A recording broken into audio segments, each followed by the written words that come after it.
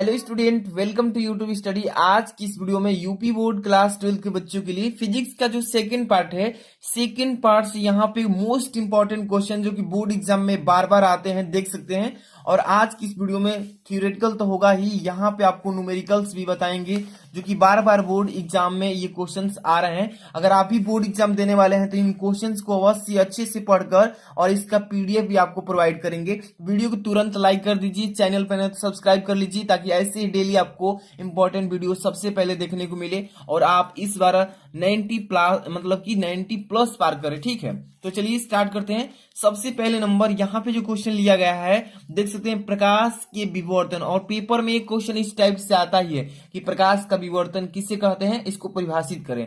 तो प्रकाश का विवर्तन किसे कहते हैं, सबसे पहले बहुत ही शॉर्टकट में इसको समझाऊंगा। देखिए, प्रकाश के विवर्तन का मतलब होता है कि जब प्रकाश किसी द्वारक पर आकर किनारों से मुड़ जाता है तब प्रकाश का इस प्रकार मुड़ना ही प्रकाश का विवर्तन कहलाता है। जैसे सपोज कीजिए, ये मान लीजिए कि एक बंद कमरा है। ठीक है, क्या है? बंद कमरा। अब यहां पर देखिए, बंद कमरा है, यहाँ पे इसके दरवाजे हैं और जब यहां से टार्च जलाते हैं तो टार्च से निकलने वाली प्रकाश किरणें यहां पर आएंगी सीधे और बंद कमरे के यहाँ पे दरवाजे से प्रवेश करेंगी तो ये चारों तरफ क्या हो जाएंगी? मुड़ जाएंगी। प्रवेश करते ही चारों तरफ क्या हो जाएंगी? मुड़ जाएंगी।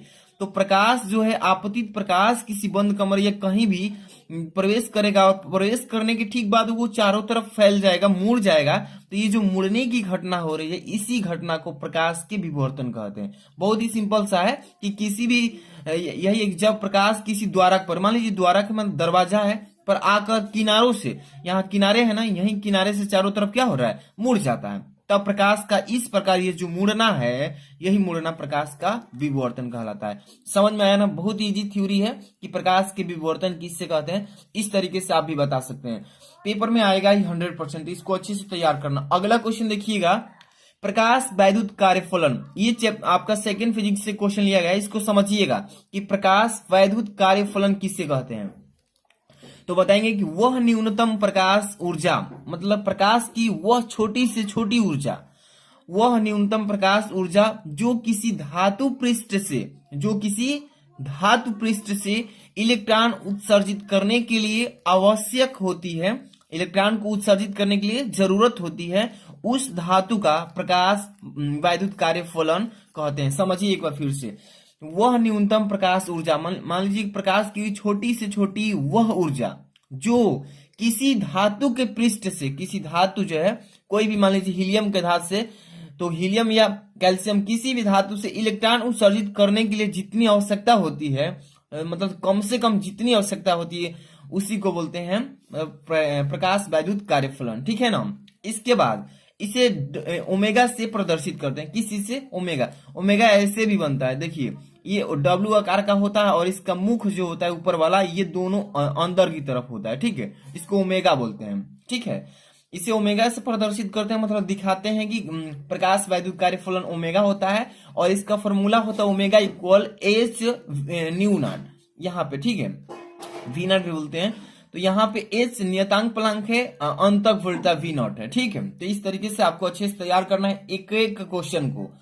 अगला क्वेश्चन है आपके सामने रखा गया है, यहाँ पे देखिएगा थर्ड नंबर, डेविसन तथा जर्मर की प्रयोग। आप बुक उठाकर देखिए या अनुसार पेपर भी देख सकते हैं या क्वेश्चन बैंक में भी देख सकते हैं। इस क्वेश्चन को बार बार पूछा जा रहा है कि 2019 में भी, 20 में, 21 में तो पेपर हुआ ही नहीं था, 22 में आया था, बट यहाँ पे 23 के बच्चों के लिए काफी इंपॉर्टेंट है कि डेविसन तथा जर्मर के उपयोग क्या है। तो डेविसन देखिए एक वैज्ञानिक थे, जर्मर भी एक वैज्ञानिक थे, दो वैज्ञानिक थे और दोनों अपना प्रयोग किए हैं। किस चीज पर? देखिए, डेविसन तथा जर्मर के प्रयोग, ध्यान समझिएगा।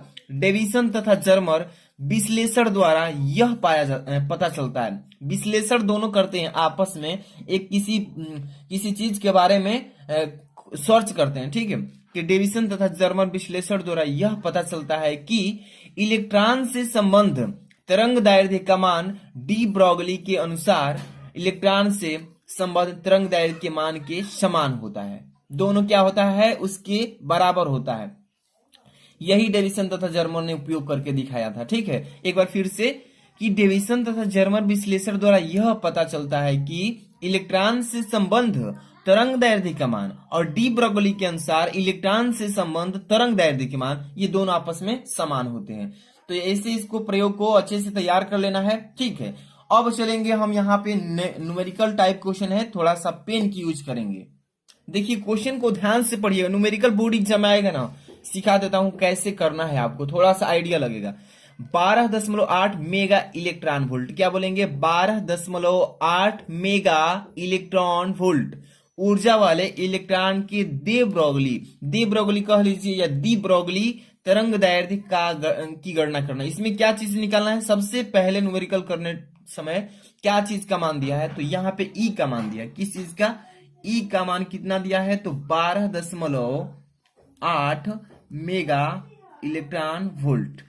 अब देखिए कोई भी न्यूमेरिकल आप कीजिए तो ये ध्यान दीजिएगा कि न्यूमेरिकल में जो ये मात्रक दिया है उचित मात्रक में है या नहीं, अगर नहीं है तो उसको उचित बदलना पड़ेगा। तो ये ई का मान जो है 12.8 मेगा इलेक्ट्रॉन वोल्ट में दिया, इसको मेगा को इलेक्ट्रॉन वोल्ट में चेंज करेंगे। सबसे पहले ई बराबर 12.8 मेगा को इलेक्ट्रॉन वोल्ट में चेंज करने के लिए 10 के पावर 6 से गुणा कर देते हैं, ठीक है। 10 के पावर कितने से, 6 से। तो अब ये देखिए इतना हो गया, तब हम लिख सकते हैं ये 12 दशमलव है ना, तो 12.8 तब इलेक्ट्रॉन वोल्ट, नहीं यहाँ पे गुणे 10 के पावर भी लिखना है, गुणे 10 के पावर 6 इलेक्ट्रॉन वोल्ट, ठीक है। इतना हो गया क्लियर।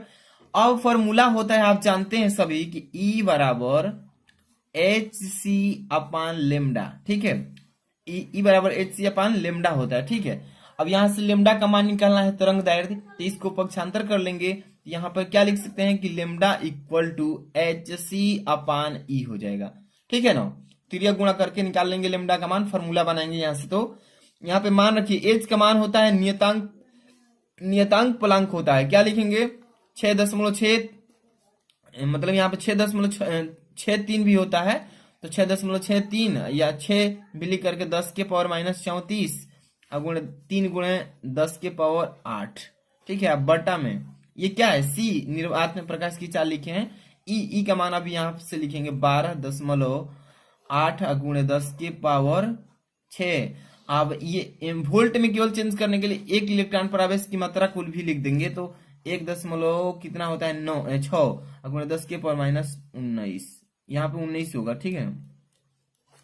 यही लिखे। अब हल करना है, लेमडा बराबर इसमें 6.6 में 3 से गुणा करेंगे तो 19.8 गुणे 10 के पावर 34 में से 8 प्लस घटा दीजिए -26 हो जाएगा, ठीक है। 12.8 में गुणा कीजिए 1.6 से, कितना आएगा, तो 20.48 गुणे 10 के पावर 6 में से 19 घटा दीजिए, कितना बचेगा 10 के पावर -13 बचेगा। अब इसको काटा दीजिए, 19.8 में 20.48 से भाग देंगे तो कितना बच जाएगा, देखिए ध्यान से इसको काट देते हैं, 0.966 मतलब ऐसे ही 7 आएगा। गुणे 10 के पावर 13 है, ऊपर जाएगा तो 26 में से 13 गया, कितना बचेगा 13 है बचेगा, तो -13 मीटर आ गया, ठीक है। ये आप देखिए, अब इसको हम क्या कर सकते हैं, तो अब इसको नैनोमीटर में भी सॉरी एंगस्ट्राम में चेंज कर सकते हैं। तो 10 के पावर 13 है ना, एंगस्ट्राम में बदलने के लिए 10 के पावर -10 होता है, ठीक है। तो ये 3 स्थान आगे चलेंगे, 1 2 3, तो 966.7 गुणे 10 के पावर -10 हो गया ना। 3 स्थान इधर आए तो 3 गो घटेगा, 10 के पावर -10 बचेगा। तो ये अब एंगस्ट्राम में चेंज भी हो सकता है, कितना लिख सकते हैं 966.7 एंगस्ट्रॉम, ये हो जाएगा इसका आंसर। ऐसे ही करना है, ठीक है। काफी इंपॉर्टेंट न्यूमेरिकल है। अगला क्वेश्चन देखेंगे, बोर्ड एग्जाम में आने वाले क्वेश्चन सभी रखे गए हैं। देखिए नेक्स्ट क्वेश्चन 5 नंबर, ध्यान से देखिएगा क्या बोला है इसमें कि एक उत्तल लेंस तथा अवतल लेंस की फोकस दूरी क्रमशः 10 सेंटीमीटर और वो 50 सेंटीमीटर है। दोनों लेंस संपर्क में रखे हैं। यह युग्म से 25 सेंटीमीटर की दूरी पर वस्तु रख दी गई है और वस्तु के प्रतिबिंब की स्थिति बताइए। बहुत ही सिंपल क्वेश्चन है, काफी बच्चे इसमें, ये पेपर में आया है, लगातार पेपर में 19 में 20 में 21 22, मतलब काफी इंपॉर्टेंट क्वेश्चन है, समझिएगा। एक उत्तल लेंस लिया है और एक अवतल लेंस, ठीक है, और दोनों लेंसों की फोकस दूरी दिया है।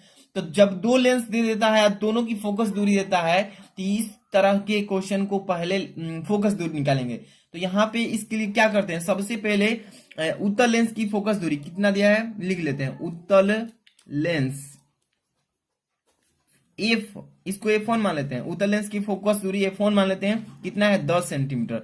और फोकस दूरी उत्तल लेंस में प्लस में होती है, इसलिए प्लस 10 सेंटीमीटर। अब यहाँ पे अवतल की लिख लेते हैं, अवतल लेंस।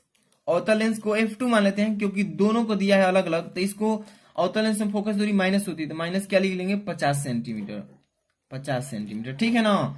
अब क्या करेंगे, अब दोनों लेंस की फोकस दूरी तो लिख लिए, अब यहाँ पे संयुक्त लेंस की फोकस दूरी यानी टोटल फोकस दूरी निकालेंगे। यहाँ पे लिखेंगे कि संयुक्त, संयुक्त मतलब दोनों को जोड़ेंगे, ठीक है ना। फोकस दूरी को क्या करेंगे, आपस में जोड़ करके और मूल फोकस दूरी निकालेंगे। संयुक्त फोकस दूरी अब निकालेंगे, फोकस दूरी। इसके लिए फॉर्मूला होता है 1/कैपिटल F बराबर 1/F1 प्लस 1/F2। दोनों को जोड़ लेते हैं, ये उत्तल वाला अवतल वाला दोनों। चलिए फॉर्मूले के अकॉर्डिंग चलिए, 1/कैपिटल F बराबर 1/F1 10 centimetre plus 1/F2 minus 50 centimetre, ठीक है। अब दोनों का एलसीएम ले लीजिए, 1/10 माइनस 1/50 हो जाएगा। अब यहाँ पर देखिए 1/कैपिटल F बराबर कितना हो जाएगा, तो ये इसका एलसीएम 50 हो जाएगा, तो यहाँ पे 50 लिख लेंगे, 5 माइनस 1 यानी 4 में कितना आ गया 50, तो 2 से काट दीजिए, ये 25 हो जाएगा, नीचे ऊपर 2। अब कैपिटल F बराबर करेंगे तो 25 बटे कितना आएगा 2 सेंटीमीटर, यही आएगा ना। F का मान निकालिए, 2 कितना आ गया, तो ये 25 ऊपर नीचे कर लिए तो 25/2 आ गया, ठीक है। अब देखिए वस्तु की जो दूरी दिया है कितना सेंटीमीटर पर रखी गई है, यहाँ पे 25 सेंटीमीटर, तो U बराबर दिया है 25 सेंटीमीटर, ठीक है। अब देखिए, अब यहाँ पे हम फॉर्मूला लगाएंगे लेंस का। लेंस के सूत्र से 1/कैपिटल F बराबर 1/V माइनस 1/U, इसी फॉर्मूले से। लेंस का फॉर्मूला होता है माइनस होता है बीच में, ठीक है। अब यहां से आराम से लिखेंगे 1/F का मान कितना है 1/F, 1/F का मान यहाँ से 2/25 भी रख सकते हैं, यहाँ पे F नहीं रख करके 1/F का मान कितना रख सकते हैं 2/25 भी रख सकते हैं, ठीक है। बहुत ही इजी तरीके से 2 क्या रख सकते हैं 25 बराबर 1/V का मान निकालना है हमें, है ना। प्रतिबिंब की स्थिति माइनस 1/U का मान कितना हम लोग दिया है 25 दिया है, यहाँ पर रख लेते हैं 25 और ये कोष्टक में माइनस, ठीक है। चलिए अब यहाँ से आराम से हम लोग क्या करेंगे, यहाँ पे माइनस नहीं रखेंगे, वस्तु की दूरी जो संपर्क में लेंस रखे हैं, तो ये हो जाएगा, इसको उधर ले जाएंगे, इसको उधर, तो 1/V बराबर क्या आएगा 1/V बराबर 2/25 और ये है प्लस हो जाएगा 1/25। बहुत ही सिंपल सा है, मतलब कि पक्षांतर किए हैं इधर उधर, 1/V बराबर 25 लसा ही हो जाएगा और ये ऊपर हो जाएगा 2 प्लस 1 3/25, ठीक है। अब यहाँ पे V बराबर करेंगे तो 25 बटे क्या आएगा 3, 25/3 यानी भाग देंगे तो कितने बार में कटेगा 8.33 सेंटीमीटर। यही हमें फाइंड आउट करना था। बहुत ही नॉर्मल क्वेश्चन है। इस तरीके से अगर कहीं भी दिक्कत हो तो कमेंट में जरूर बताइएगा, हम अगले वीडियो में प्रोवाइड करेंगे अच्छे से, ठीक है। समझ में कहीं भी नहीं आता है तो नेक्स्ट क्वेश्चन देखिए, काफी इंपॉर्टेंट है। देखिए क्या लिखा है कि कांच में, कांच का यहाँ पे अपवर्तनांक ANG बराबर 3/2 के पतले प्रिज्म द्वारा प्रकाश किरण का अल्पतम विचलन कोण यानी डेल M बराबर 60 अंश है। यदि प्रिज्म को जल में रखा जाए, ANW इक्वल टू 4/3 अपवर्तनांक में डुबो दिया जाए, तो विचलन कोण क्या होगा। विचलन कोण यहाँ पे निकालना है। विचलन कोण इसमें निकालने के लिए सबसे पहले क्या करेंगे, सबसे पहले यहाँ पे जो मान दिया है इसको लिखेंगे n बराबर दिया है ANG बराबर 3/2, ये है वायु में, काथी में वायु के सापेक्ष। यहाँ पे जल के लिए दिया है n बराबर अपवर्तनांक कितना ANW बराबर 4/3। अब इसके लिए क्या करेंगे, फॉर्मूला लगाते हैं कि जल के सापेक्ष कांच का अपवर्तनांक वाला WNG बराबर होता है ANG और ये बटा में आ जाएगा ANW। अब चलिए 3/2 लिखिए पहले, 3/2 फिर बड़ा वाला बटा लगाइए, फिर लिखेंगे कितना, ये आ जाएगा आपका 4/3। अब हल करेंगे तो 3/2 गुणे हो जाएगा ये आपका कितना, तो 3/4, तो 3 के 9 और 4 दूनी के 8, ठीक है ना, इतना आ जाएगा। अब जाएंगे तो यहाँ से हम लोग कटा भी सकते हैं।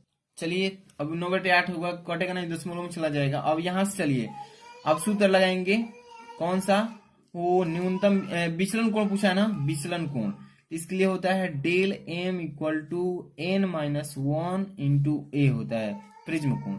चलिए इसी पर रखेंगे, डेल m का मान कितना अंश दिया है, 60 अंश दिया है ना न्यूनतम विचलन, तो 60 अंश बराबर n मतलब होता है अपवर्तनांक। अपवर्तनांक कितना दिया है, पहले 3/2 दिया है, पहले के लिए 3/2 अब -1 कर लीजिए, a का मान निकाल लीजिए। चलिए इसको ले लेते हैं, समीकरण 1 बना लेंगे इसको, ठीक है।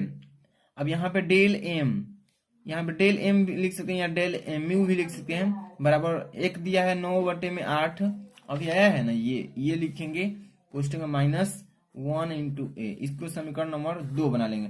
1 नंबर समीकरण ऊपर है और 2 नंबर समीकरण नीचे, तो इन दोनों समीकरण का प्रयोग करना है, ठीक है। कैसे, देखिए समीकरण लिख लेंगे कि समीकरण 2 को समीकरण 1 से भाग करेंगे। अब देखिए समीकरण 2 को समीकरण 1 से भाग करेंगे, यहाँ पे डेल m यहाँ पे डेल म्यू लिख सकते हैं या डेल m भी लिख सकते हैं। डेल m आप भागे कितना करेंगे, 60 बराबर 9/8 -1 इंटू ए, और फिर बट्टा लगाइए 3/2 -1, 3/2 -1 इंटू ए हो जाएगा, ठीक है। ये भाग कर लिए। अब क्या करेंगे, सिंपल तरीके से, बहुत इजी है। अब यहाँ पे 1/8 लिख लेते हैं, इसका बराबर दे करके 1/8 फिर 1/2 हो जाएगा इसका, इसको हल किए हैं, ठीक है ना। इसके अंदर वाला इसका एलसीएम ले करके तो 8 होगा, तो ऊपर जाएगा तो 9 में से 1/8 आएगा, इसको हल किए हैं तो ये 1/2 आएगा, ठीक है ना, बहुत ईजी है। अब यहाँ पे इसको सॉल्व करेंगे 1/8, तो ये 2 चौके 8 यानी 1/4 आ जाएगा, कितना आएगा, 1/4 आ जाएगा। अब देखिए डेल m इक्वल टू 60 अंश बटे में 4, क्रॉस मल्टीप्लाई, समझ में आ रहा है ना, इसमें इससे उसमें उससे, ये कितना आ जाएगा, डेल m बराबर 60 अंश बटे 4, तो ये 15 बार में कट जाएगा, तो 15 अंश यही आएगा, डेल m 15 अंश। बहुत इजी था। इस तरीके से पेपर में क्वेश्चन आते हैं। तो वीडियो को पसंद किए हैं तो लाइक कर दीजिए, और भी नेक्स्ट वीडियो हम लेकर आ रहे हैं, काफी इंपॉर्टेंट क्वेश्चन बताएंगे आपको, तो चैनल पर सब्सक्राइब कर लीजिएगा।